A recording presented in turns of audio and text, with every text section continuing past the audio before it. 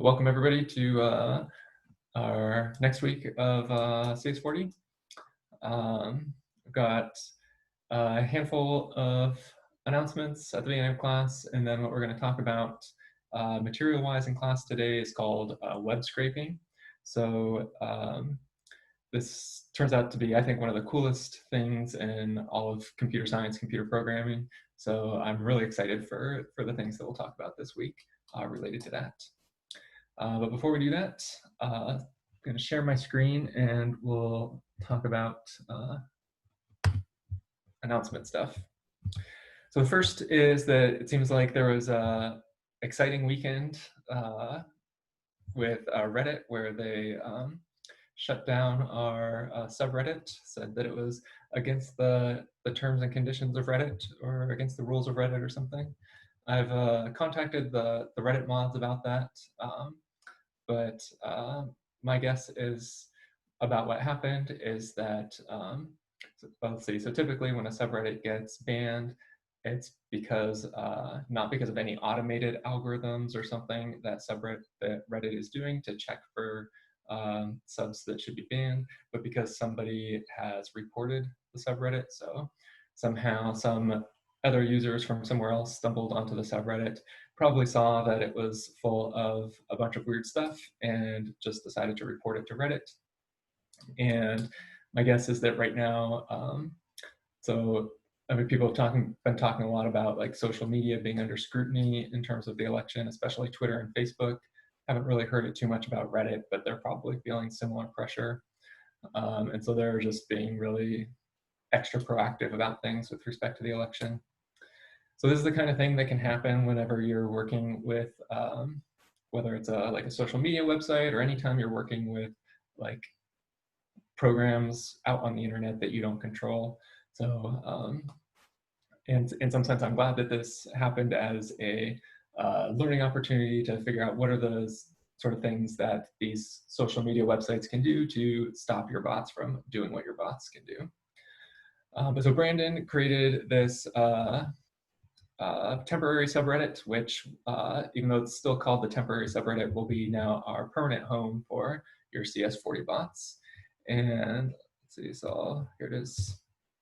So here's the CSCI 040 temp, and you can see that there's a handful of posts of articles that have been shared, and then there's this debate thread, and we can see that there are almost 60,000 comments in that debate thread. So that's your bots have all been very busy since I last looked. That's very, very good. I'm very pleased about that. But there's two things that I want to highlight as potential mistakes that I see going on in these bots right now. And so make sure that if, so there's a good time to like really pay attention to check to see if your bot is falling into these two categories of mistakes. You still have plenty of time to fix it before November 3rd is the due date. So about a week away at this point, 8 days away. And so two things. The first is that right now, all of the comments are being posted just into this debate thread right here. And if you look at most of these articles down here, we see that there's very few comments inside of them. This one right here being sort of a big exception that has 20 comments inside of it. And so if we click on this one, we can see that there's a handful of bots that are sort of talking to each other down in here. But one thing that you'll notice is that, let me zoom in so the text is a little bit easier to read. One thing that you'll notice is that there's this CS40 TK bot. And so this bot replied to bot dessert. That's excellent. That's great. Exactly what's supposed to happen. But CS40 TK has also replied to CS40 TK. And so this is something that you want your bot not to do, because this is sort of very unhuman-like behavior. This is a sign that who's ever doing these replies is just kind of replying too much, not replying to the right spots. And so if your bot is doing something like this, if it's replying to yourself, That means that in the list where you're filtering out the comments that you have made, that filtering step is not happening properly somehow. Because if you're filtering out those comments, you would never have the opportunity to reply for yourself. So this is one mistake that I see going on. Another mistake is that that there's still a lot of these posts down here that have no comments attached to them at all. And if once you complete the very last step, step 5 of the assignment, your bot, instead of just replying to this thread up here, will be randomly selecting one of these other threads down here to reply to. And so, for example, say a week from now, after everybody's bot is hopefully 100% working, all of these other submissions down here will also have hundreds or thousands of comments inside of them. And in particular, you should make sure that your bot is posting into all of these things down here and not just this top thread up here. The last thing that I observed is if we click on this debate thread, and then you can, so right now it's sorted by best, which means the comments with the most upvotes will be put at top. And so I'm really pleased that there's a lot of comments that are getting lots of upvotes. That means a lot of people are doing the upvoting extra credit. It's a great extra credit to do. It's one of the probably easier extra credits. But now if I search by the newest, just find the newest comments, we can see that this CS40 bot 8 is just over and over and over again writing replies as top-level submissions to this submission, top-level comments to this submission. And this is not what we want our bots to do, because again, this is sort of unhuman-like behavior. This is a sign that CS40-bot8 is a bot. That instead of always creating a top-level post, it should be replying to the other posts inside of this submission. And so you'll want to make sure that your bots are not just always making top-level posts, and they're not just always making replies, but you have a good mixture of both top-level posts, top-level comments, and replies. Let's see, does anybody have any questions about any of that, or anything high level about the expectations for the assignment?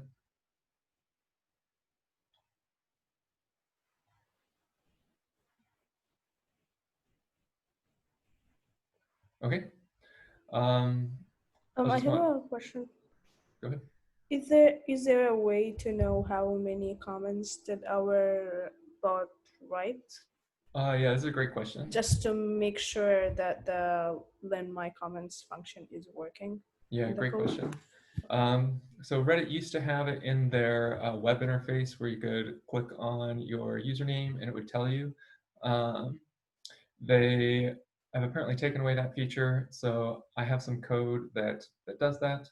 And I think I promised in the lab on Thursday that I would post that to GitHub, but I subsequently forgot. So I will hopefully post that tonight sometime. If I don't post it, then somebody make a post to remind me to post it. Just for clarification, we will have this like chunk of code that you're going to post in our code, and that will give us the right amount, like the right number of comments. So this chunk of code is something that you would run separately, and it will tell you how many comments your bot has made. Oh, okay. Okay, thank you. Mm-hmm. Great question. Any other questions about the assignment?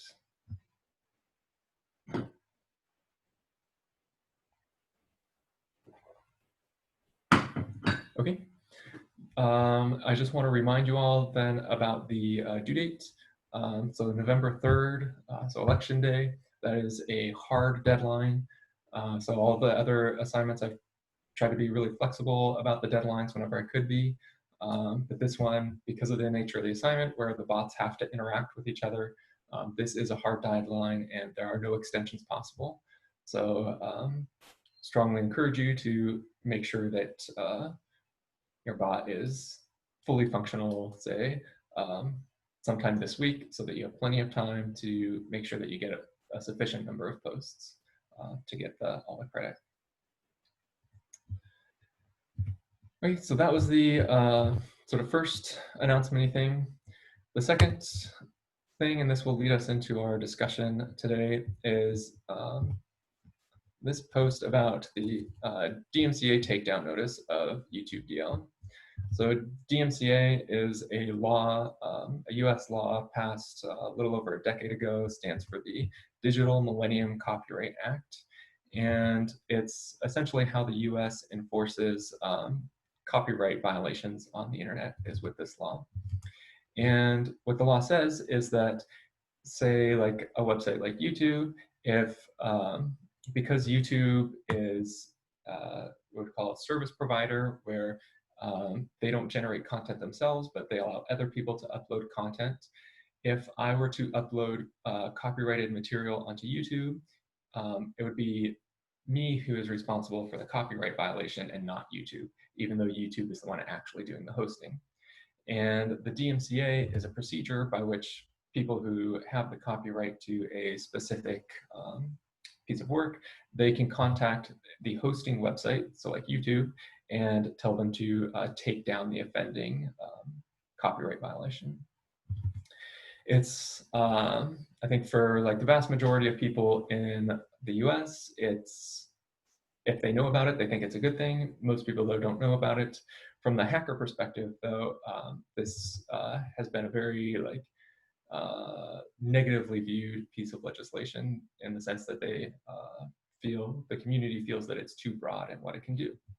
And so this YouTube DL was just recently taken down by a DMCA notice to GitHub. So here's the GitHub repository that used to have YouTube DL source code listed inside of it, and you can see the message about the DMCA takedown notice. And the reason why the hacker community feels that this is too broad is that it's true that this software could be used to pirate, say, movies or something off of YouTube, and I even gave you instructions on how to do that. But it's actually also used by a lot of archiving organizations. So like the Library of Congress actually uses YouTube DL to make sure that they have accurate records of what's going on works that, and they respect the copyright of works when they use it. And so the hacker community, whenever these DMCA notices happen, they always respond by just circumventing it and posting the source code elsewhere. And so this is one example of a different location where the YouTube DL source code has been hosted. There are currently thousands of them out there. And so even though the original source repository has been taken down, it's still totally available on the internet and easily accessible. You can still do pip3 install YouTube DL and get access to it on your computer. And these services like Git and GitHub were specifically designed to be resilient to these sorts of legal attacks against the products. Yeah, I recommend following a couple of these links, just seeing some of the sorts of things that the hacker community has to say about this DMCA takedown notice in particular, and more broadly the DMCA. But that's for your own edification if you'd like to do that.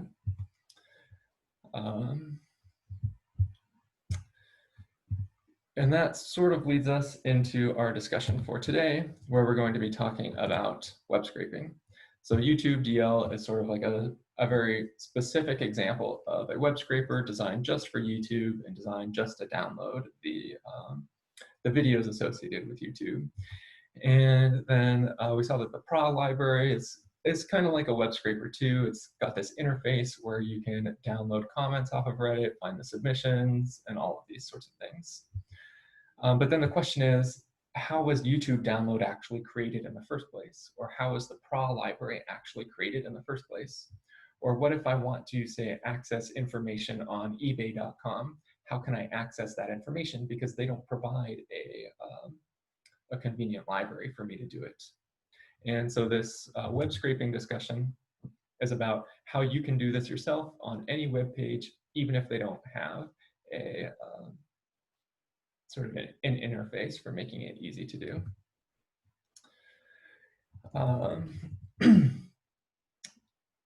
Let's see, we'll talk about the comic in a second. So this is going to be the main set of notes that you'll want to refer to in addition to the lecture video about how to do the web scraping things we'll talk about. Something called HTTP status codes will be really important too. So this link provides a list of all of them. And then some examples of web scraping. So this is an example that I just stumbled across a couple of weeks ago that's really interesting about, I think it was Pizza Hut had a promotion where if you filled out a survey, they would give you free garlic sticks. And so this person just wrote a bot, a web scraper that automatically filled out these surveys for them, and they got these free garlic pizza sticks for life because they filled out several hundred thousands of these surveys, or their program did for them. That's in some sense a malicious, potentially malicious usage of web scraping. But there are lots of very non-malicious things as well. So as an example, if we take a look at ebay.com for a second. So my brother, he runs a business on eBay. That's one of his, he sells tools on eBay. So things like hammers and drills and all these different sorts of tools. And so one of the things that he needs to do as a businessman is sort of keep track of what his competitors are selling and what prices they're selling their things for, and whether certain new products become available. And so it's about 15 years ago now, when he first started his business, I wrote a simple web scraping program to look on eBay and find what are the most profitable products to sell. It would look at, say, like a hammer and figure out the price of the hammer, and then automatically look in his catalog to see what he could purchase a hammer for. And if there was a big difference in those prices, then that meant that he should start his business selling hammers because he could make a lot of money with that. And what I discovered was that there was, at the time, so again, this is a long time ago, about 15 years, there was only one person on eBay who sold welding masks. And he sold those welding masks for $20 a piece. But my brother, his supplier in China, could sell him welding masks for only $10 a piece. And so my brother put up welding masks, selling them for $18 a piece originally, and sold quite a bit, on the order of like $1,000 to $2,000 a month. And so that was $8 of profit times $1,000 a month, $8,000 of profit that we were able to achieve just by using this web scraping to figure out that what is the product that we actually should be selling. So that's an example from eBay. When I first got here to CMC about a year ago, I met with some people at CGU. So my research involves a lot of web scraping of internet articles. And these CGU researchers, they were manually downloading articles. They would hire students who would go onto NewYorkTimes.com and manually copy and paste the text of these articles into a file. And it took them about 6 months to gather only like 3,000 or 4,000 articles. So a really small amount of data, comparatively speaking. And this was really boring work for somebody to have to do. And again, as hackers, our fundamental principle is that we hate boring work. And so let's see, so since then, I've been scraping articles on the internet with my web scraper, and it downloads about 2 million articles per day, scraping all the text off of those articles. And so all of this work that these poor students were having to do manually, sort of totally out the window, not needed at all, because a web scraper was able to do it so much more efficiently than a human could possibly do that work. Yeah, so let's see, one last example. I came from, before coming here to CMC, I was at UCR and I was teaching web scraping in one of the classes there. And one of the students, he was really into collecting shoes.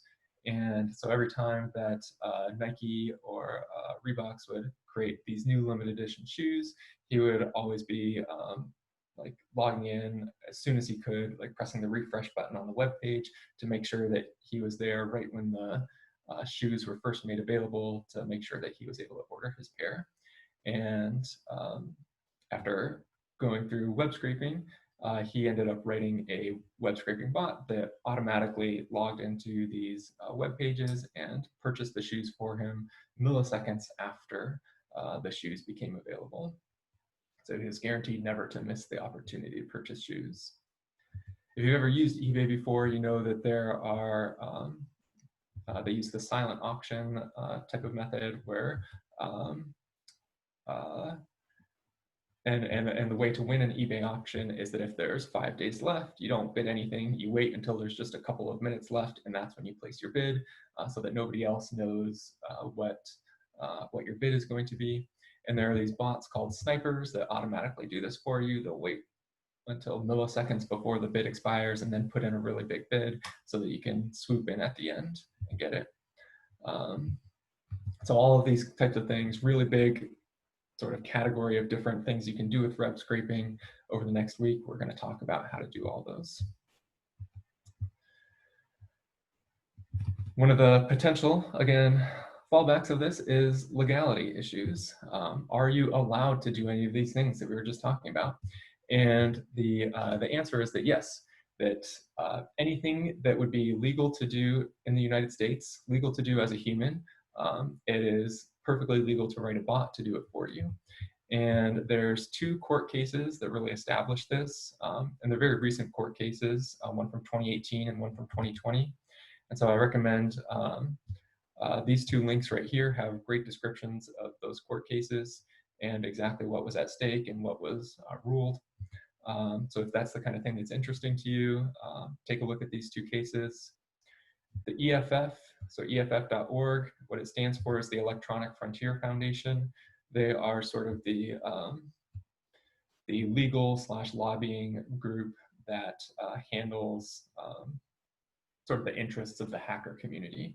That's the community's representation in the legal world. And so these sort of cases where somebody does web scraping and they get sued by a major company, the EFF will defend them pro bono as an example of what they do. If you want a really big history about the legal issues in other countries as well, then the Wikipedia article is pretty great about that. Let's see, before we start talking about technical details, are there any questions about any of those legal issues or high-level examples or anything like that?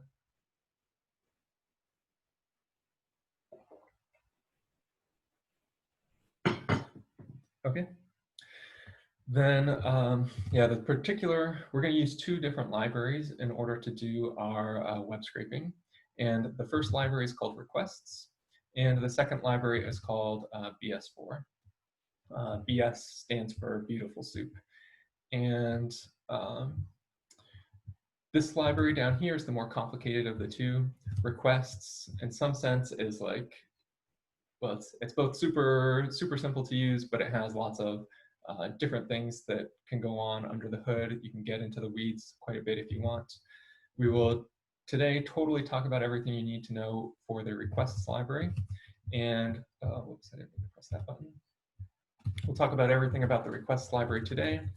And then for the lab, your lab.py, there's also an extra credit lab this week. Those will only be relying on the requests library. So after today, you'll know everything you need to know to do the lab if you want to get a head start on that. We might start today talking about this beautiful soup library, and then on Wednesday, we'll talk about the beautiful soup library in detail, and we'll also talk about your next homework assignment on Wednesday, where you'll be using the requests and the BS4 library to scrape information off of eBay. Okay, but let's get started with the, yeah, go ahead. Like, so like the lab file only have like 2 doc tests, so RZLab is only gonna be these 2 tests. There are only 2 functions in the lab. Yeah, it's a relatively short lab. Okay, thank you. Mike, I have another question. So Mhm. while we're running our homework 3 in VS Code in another like lab for this week, will that like conflict or no? That's a great question. So the question's about like when you're working on code for this week for lab, how will that interact with your bots that are running inside of VS Code? And it's, let's see, there's a number of things that you can do to resolve that conflict. Depending on your computer setting, you might be able to open up multiple VS Codes, have one just for the lab and then one for your bots. My computer, that works fine, but some computers might allow you to only have one VS Code open at a time. And if that's the case for you, then just stop your bot while you're working on other things. And then once you're done with the other things, then restart up your bot.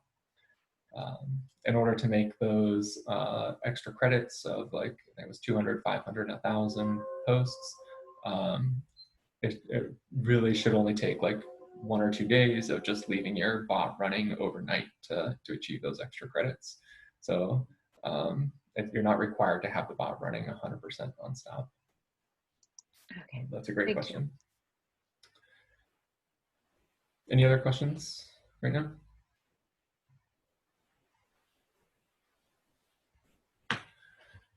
Okay.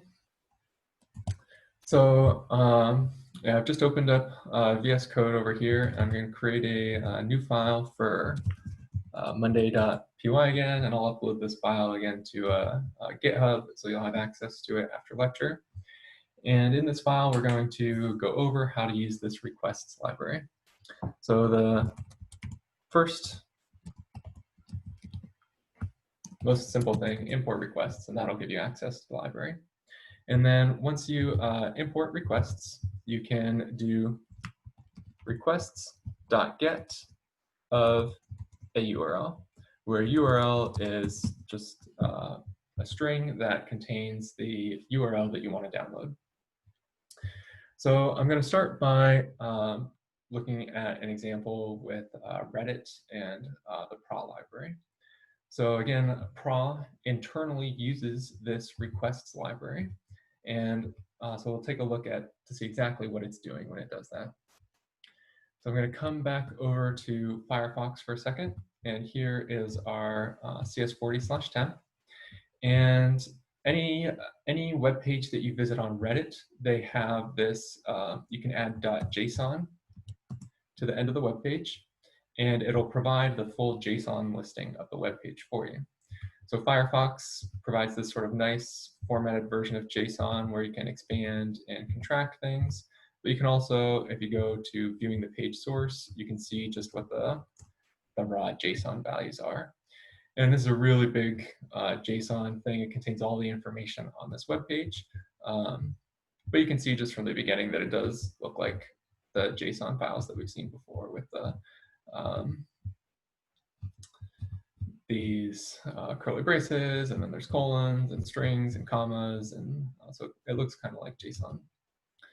And what I'm going to do is I'm going to copy and paste the entire URL up here, copy that URL, and then come back down to VS Code and paste that URL so that it's contained in this URL variable like this. And in some sense, that's all you need to do. This URL will be, or when you call request.get, it sends the requests over the internet, downloads that URL, and then you have access to it. I'll put the result into a variable called R.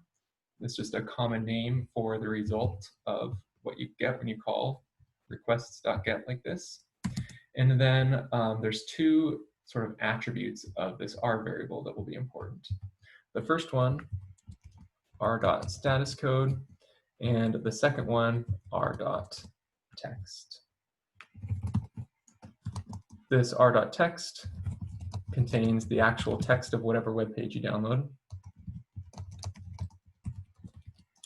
And in this case, it'll be in JSON format because it's a JSON file that we're downloading. If it was an HTML file that we were downloading, it would be an HTML format.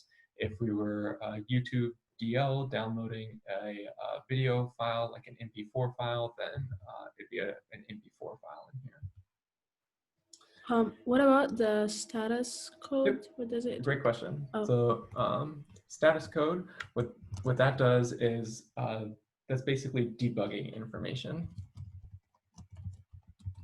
And so we'll look at basically if everything goes correctly, you don't need to look at the status code at all. But if things do not go correctly, then that's when we'll look at the status code. So we'll I'm going to go ahead and run this, and let's actually print our so r.status code equals comma r.status code, and then print r.text equals comma r.text. And since this text is going to be a really big thing, I'm just going to print the very beginning of it. We'll print, say, like the first 20 characters of the text, just to get a sense for what's inside of it. And we'll press the triangle button here. See what happens. And here we get r.status code 429 and r.text had a whole bunch of stuff in it, but we've sort of truncated it. So here, this status code, this actually tells me at this point now that we had an error message. Let me, this comment, if r.status code equals 200, then everything worked correctly. And every other status code means something potentially bad happened. It's not always bad, it might be expected somehow, but something happened. And so here we have this status code of 429, and it says, so it's not 200, and so something bad must have happened. In order to figure out exactly what that bad thing was, that's where this list of, here it is, this right here comes into play. This list of HTTP status codes from Wikipedia. And so while you're working on all of your projects that are using this requests library, this website will be a super helpful thing to help you debug and figure out exactly what the problem was. And so the problem down here was status code being equal to 429. And so I'll just look for 429 down here. Scroll down a little bit farther. 429, too many requests. The user has sent too many requests in a given amount of time intended for rate limiting schemes. So if you remember in the PRA library, sometimes it would throw that error message saying, hey, you're doing this too much, you need to wait before you can do it again. This is what happened. We got that 429 error message. So I was hoping that this would actually work the first time, but it seems that my pre-class preparation has overloaded Reddit for a little bit. And so we'll pause this for a second and look at a different web page to see what a status code equals 200 error message looks like. And the next web page that we'll look at will be, we'll do just my personal web page is wiki.me. And let's run that now. And we got lots of stuff printed out down here. Here's all the text from the web page. You can see it looks very much like HTML. And scroll up to the top. I guess it's printing out too much stuff. And I accidentally said 20 : instead of :20. So it was printing out the stuff at the end instead of the stuff at the beginning. And if we print that out now, run that, come down here, we get r.statuscode equals 200, and then r.text was the very beginning of the HTML of the web page. So there's a good question in the chat right now about, do you need to check the status code before looking at the text from this response? And the answer is technically no, but it's potentially a good habit to get into. That this status code, again, tells us whether the message succeeded or not, whether we successfully got a good value from the text. And so we know something that, for example, if we did r.status code equals 200, then we know that r.text contains the web page's information. And if the status code is not equal to 200, then since something bad happened, we'll need to handle whatever bad thing happened. And in particular, since we've seen the status code of 429, this was again that basically trying to tell us to try again later. Then we could call that, say, like the time.sleep function to wait 10 minutes or so, and then redo our r equals request.get after we've waited a sufficient amount of time. Any questions so far?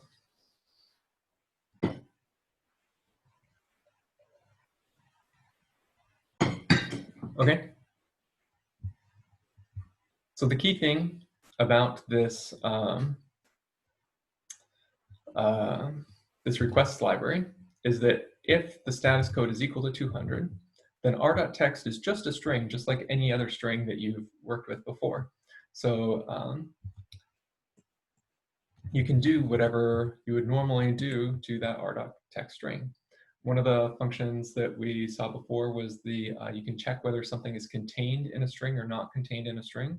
So we could say something like, we want to check, is there a body HTML tag in the r.text? And let's see, we'll do it without the HTML like that. If body is in r.text, then print contains body, else print does not contain body. And so this in keyword again, there's nothing special about r.text here. This is just a string, just like any other string. So you can check to see whether something is inside of this string, just like any other string.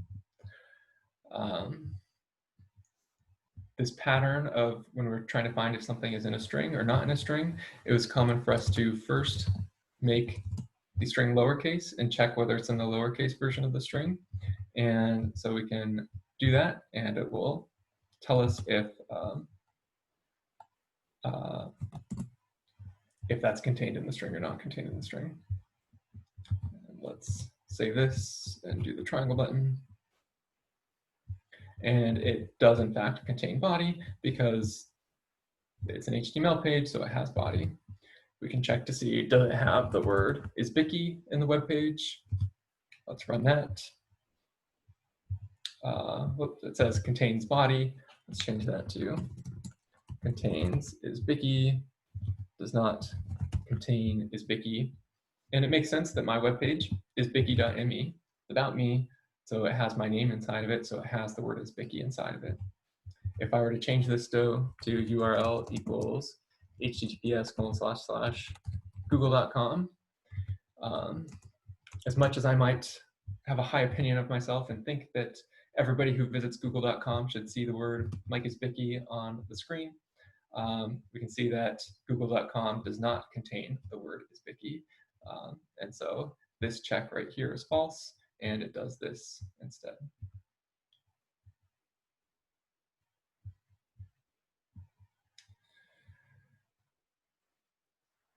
Yeah, again, I can't sort of emphasize enough that this r.text is just a string, and so all of the string processing things that you were doing before that you've gotten familiar with, you can do them to your r.text right here. So any of the patterns of code that we've done for strings before, you can do those same patterns of code for the HTML that comes out of your web page right here. We saw before, let's say, or you created before your Markdown to HTML compiler, and that just took a single string as input. Well, we can get Markdown text in r.text if whatever web page we're trying to download contains Markdown. So if I were to come back to GitHub, and let's visit the readme.md file, and if we press raw right here, this is the raw contents of the readme.md file. And so if I take this, this URL up here, copy that, and paste it right here, URL equals, there we go. Now I'm getting, when I do r.text, I'm going to have a markdown string right here. And so you could use your compile markdown function directly on this r.text to generate an HTML version of this web page.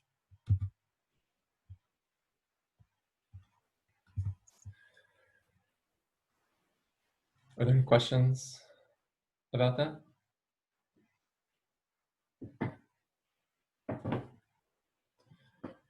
Okay, so I want us next to look at some of these other possible values of status code. And once we look at a couple of them, we'll come back to revisit our Reddit JSON example. So the most common status code is 200, or that's the one that you always hope for. Another one that you might have seen before is the 404 status code. That if ever you visit a web page and you type in something that doesn't exist, you get, your web browser shows something that looks like this, 404 not found. This 404 right here is the HTML status code. And it's what you get whenever you visit a web page that the web server doesn't think exists. So URL equals that. And that's the same exact thing as I had up there. I just randomly deleted the last few letters up here to create something that doesn't exist. And now if I run this, I get that my status code is 404, and the text is 404 not found. So whenever you get the 404 status code, that means that you have some sort of typo up here in your URL. Even though when you have these typos, so here we can see that the actual, like the text returned r.text is kind of a lame text. There's not something important inside of it.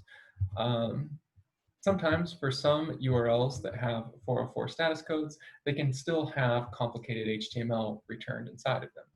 And we can see that on GitHub again, that on this GitHub webpage, if I change this a little bit, then we get this sort of complicated Star Wars-y 404 error message. The difference between these two 404 error messages is it's still the same exact HTTP status code, but now it's returning a whole bunch of HTML along with the 404 status code message. So I come down here and, oops, let me copy and paste this change that I made right here. Come down here, make our new URL be that. And now when I run this, I still get 404, But you can see that there's some HTML that's getting returned instead. And there's actually going to be a very complicated HTML web page because it has all of this fancy stuff inside of it. A lot of web pages, especially web pages that are oriented towards the hacker community, take pride in their 404 error messages like this. So you can see a lot of cool ones. But from a programming perspective, from a web scraping perspective, the only thing that matters is what was the status code equal to. And that'll tell you whether the web page exists or does not exist.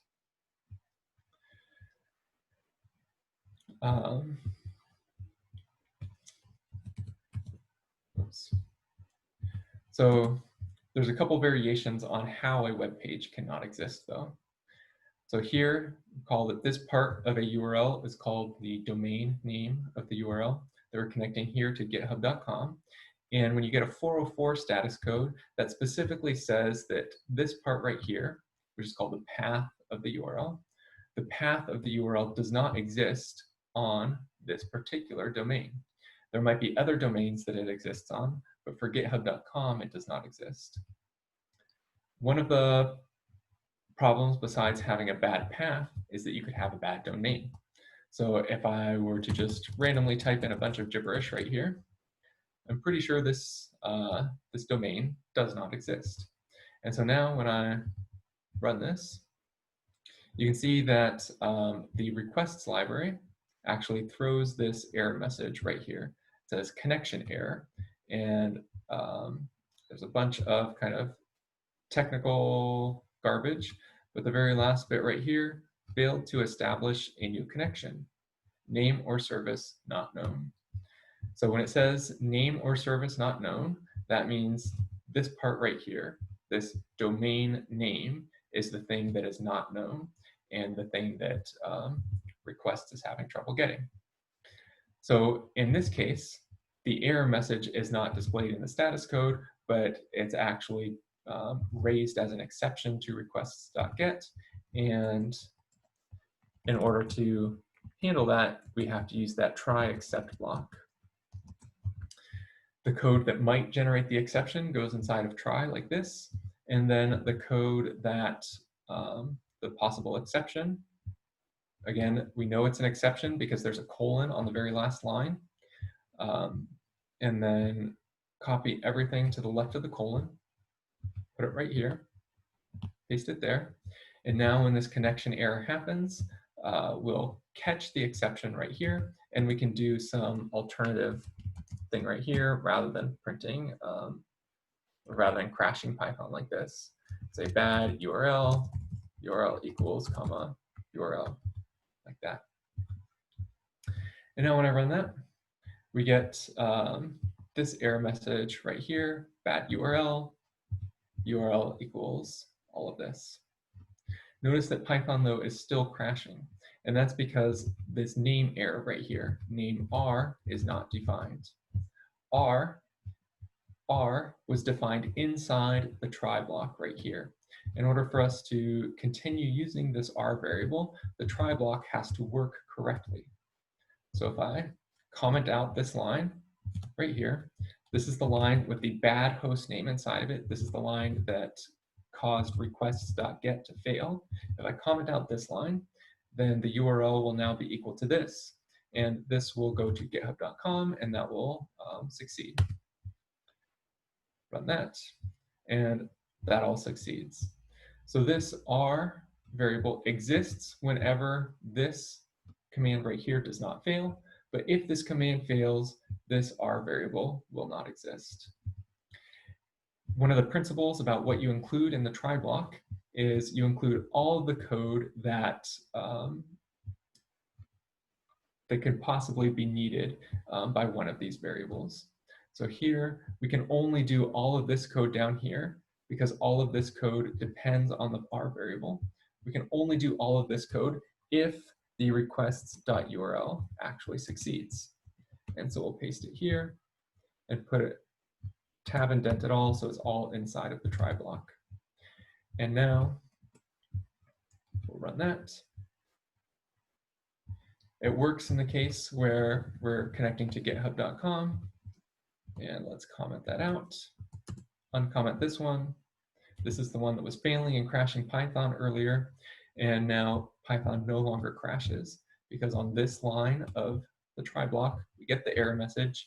It skips all of this stuff below, comes down here to accept, and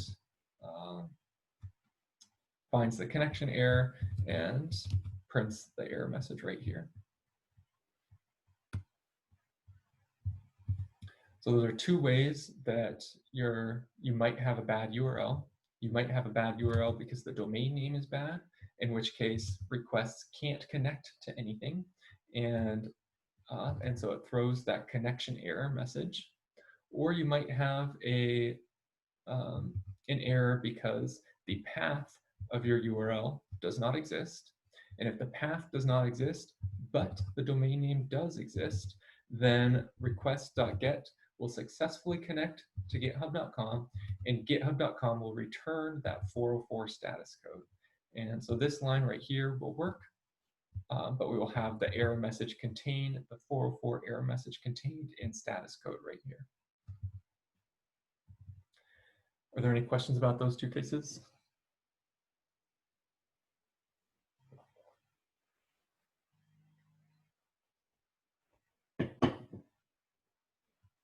Okay. So far, the general pattern for using this request.get to download a URL is that you have to put it in the try block in order to handle the case where the domain doesn't exist. And the exception that we're looking for is this connection error exception. Let's see what happens if we, so instead of HTTPS, we have something different up here. This part of the URL is called the scheme of the URL. So host name or domain name, path over here, and then the scheme before the : //. There's no valid scheme, HT. So if we run this, we'll get another error message. In this case, it says request.exception invalid schema. And so in order to handle this one, we would have another except down here, except there, and then print invalid schema in URL equals comma URL, like that. Done that. And now we're handling these two different types of error messages like this. Both of these two error messages, again, request throws an exception because it's not able to connect to any server. Let's see what happens if we have no schema at all. Run that, we get still another error message, this missing schema error message. And the missing schema error message, again, we can handle it by saying except, copy and paste the parts to the left of the colon right here. And now print the URL needs a schema like this. There are many possible different exceptions that can be thrown by this request.get method. And the key sort of pattern of when it's going to throw an exception is whenever it's not able to connect to this, to whatever server that you're trying to have it go to whatever host name you're trying to have it go to. Another really common one that you'll probably run into is that if your internet goes out or you just can't connect to the internet at all, that will create another different exception. I don't want to demonstrate that one though, because it would, I'd have to disconnect from the internet, which would end the Zoom call.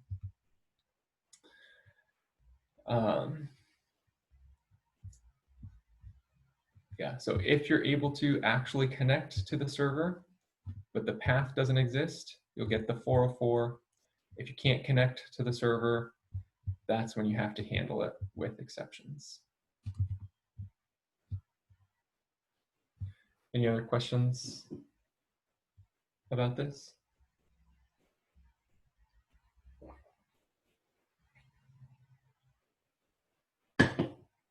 Okay, so I want to look at a couple of other status codes next. And in particular, I want to look at the YouTube download webpage that we were just looking at before.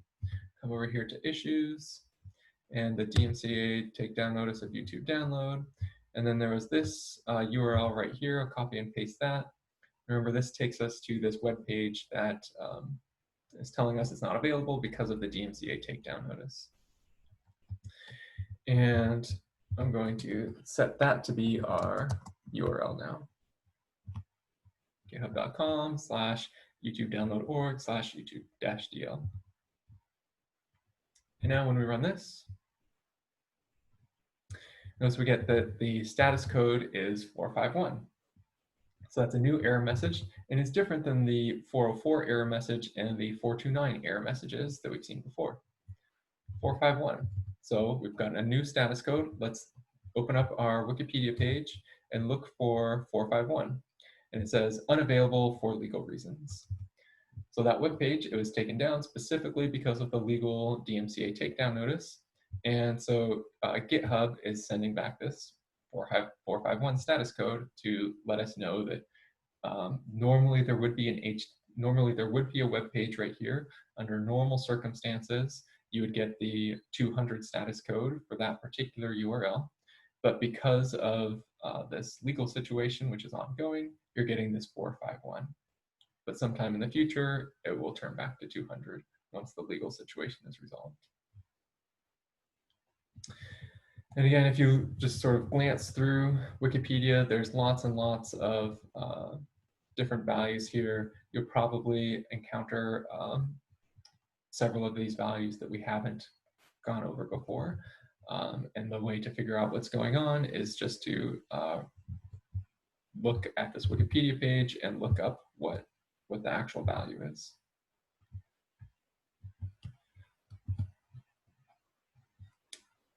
Any questions about that?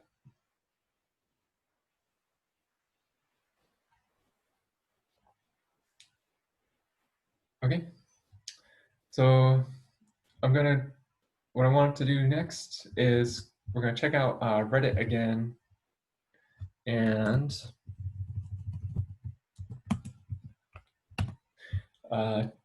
go back to visiting this webpage, this JSON webpage right here, and we will run this. And oops, it says time is not defined. Import time, like that. We run this. And it's still saying that our status code is 429. It's still saying that we're doing something too much. We're temporarily forbidden from accessing this Reddit webpage. So what's happening is that Reddit temporarily bans people based on something called their user agent. So Reddit can temporarily ban people based on their user agent. And you saw this user agent string in the prod.ini file, where we said before that it basically doesn't mean anything, and you should set it to be whatever your whatever the name of your bot was. But this user agent is actually a general thing that is related to how web browsers connect to web pages. And oops, user agent. And what a user agent is, the user agent is like the name of your web browser. So if you're using, say, Firefox, you'll have a different user agent than if you're using Chrome. And this requests.get is like a web browser that is connecting somewhere. So it has a different user agent as well.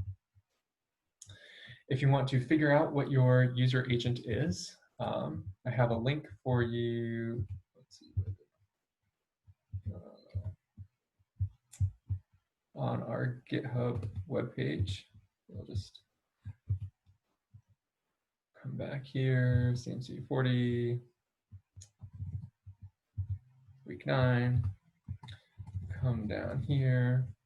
These two links right here can help tell you what your user agent is, and they both do essentially the same thing.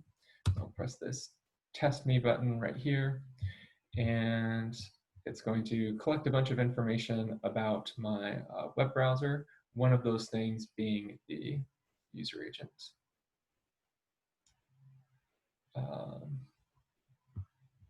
I click the fingerprinting. You can see there's a whole bunch of information right here that it's collected about my web browser. So here's the user agent, a bunch of very technical things. What time zone am I in? What is my screen resolution? What fonts do I have installed? Do I use cookies? And all of these things are things that, say, Google and Facebook use to track you as you're browsing the internet, even if you don't have an account to Facebook or Google and aren't logged in.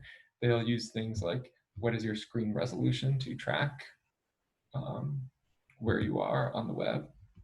And so these web pages, in addition to giving you your user agent, they'll have some tips for you about how you can hide, mask some of these values so that you can't be tracked as easily. What I'm interested right now is taking this user agent, and I'm going to copy it, and I'm going to come back into Python right here, and I'm going to ask requests to connect to reddit.com, but now using the user agent of Firefox instead of its Python user agent. And that will actually give me permission now to re-access all of Reddit. And so in order to do that, there's something called headers, which you make as a dictionary. And then inside of there, you say user agent, and then the string, which is the user agent value. Let's see, yeah, real quick, let's go over just some of the information inside of this user agent. All of the user agents, no matter what you're using, will start with Mozilla /5.0, whether you're using Firefox or Internet Explorer or Google Chrome. This is just for historical reasons that Mozilla was the first. So Mozilla is what Firefox came out of. Mozilla was the first organization, first web browser to start using user agents, and so everybody else just copied this beginning string. This information is about the particular operating system that I'm using. So I run on Linux. Yours might say Mac OS or Windows. The particular hardware that you're using. Gecko is it's the program that Firefox uses to render HTML, and then Firefox, and my particular version of Firefox. And now down here, in order to make all of this header information be passed onto Reddit, down here you say headers equals headers. So headers is an optional keyword parameter to the requests.get function. This headers right here, the second one, is the same as this dictionary right here.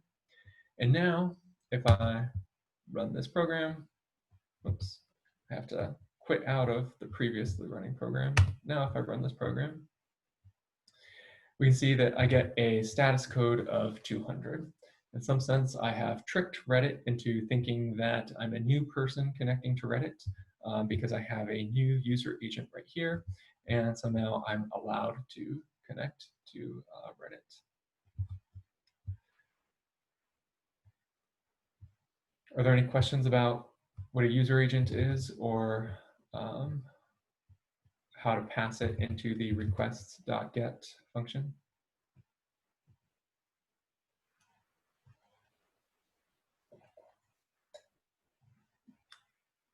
Okay. Then the last thing I want to do is I want to just kind of package this up into a program that's actually sort of usable. And so instead of checking to see whether a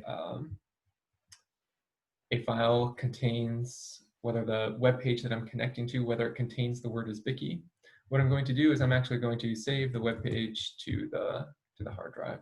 So we'll comment that out, and then remember, in order to save something to a hard drive, we use the open command.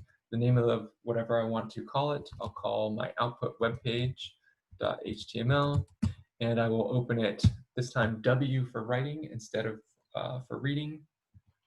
And then T for text is what I'm going to be writing as F, and we do f.write of t.text and of r.text. So again, r.text is all of the contents of the web page that that the requests library downloaded, and then F is my file, so I'm going to write all of the contents into this file. Run that. And notice over here on the left, it created this webpage.html, and this contains all of that JSON that was downloaded from Reddit. So on your previous homework assignment, you were manually downloading JSON files to do your analysis. You could have, instead of manually downloading them, used the requests library to download them and save them to your hard drive, and then all of your previous code would work exactly as it is on these newly downloaded files. See, if I could download a different web page by changing the, see, I want to download from my own web page, it's vicky.me. Just by changing the URL, I'll download a new web page. We'll run that. And now come over to webpage.html, and it contains all of the HTML for my isbicky.me web page.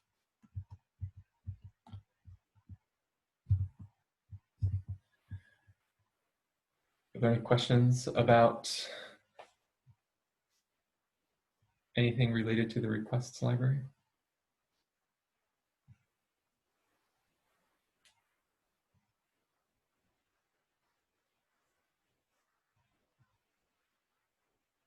Okay, then we're going to start just really quickly talking about the Beautiful Soup library and how you combine it with requests. We'll go into a lot more detail on Wednesday about this. But the first thing that I want to point out with this Beautiful Soup library, and this is in our notes for the week. I go back to GitHub here. For the Beautiful Soup library, it interacts a lot with the CSS selectors. So that's again how in CSS you choose which HTML tags are going to have certain attributes, like what color they're going to be, or whether it be bold or not bold. And this is like which tags should those properties apply to, or which classes or which IDs should they apply to. And so I recommend, if you don't feel 100% comfortable on that, because it has been a long time, take a look at this YouTube video before Wednesday to remind yourself of that, because we'll be using CSS quite a bit on Wednesday in class.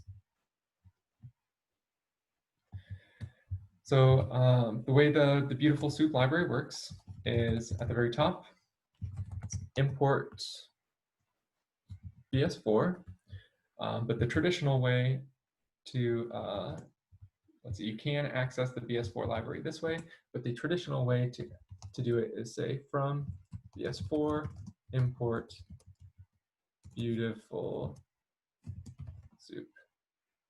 I think I spelled that right, yep. And now Beautiful Soup is the name of a function that we'll have access to. And down here,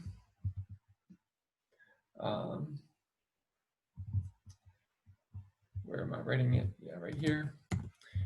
So at any point in your, you can use the Beautiful Soup function wherever you want in your code, but it's common to do it inside of your check to see if you had a 200 status code, because that means you had a good web page that has some information on it that you might want to extract. And you would say soup equals Beautiful Soup, and then as a parameter, pass the actual the text from your response like this. And then comma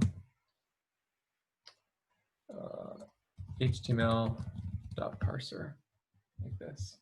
And now Soup will be an interface that we have to conveniently access the different HTML attributes inside of our response.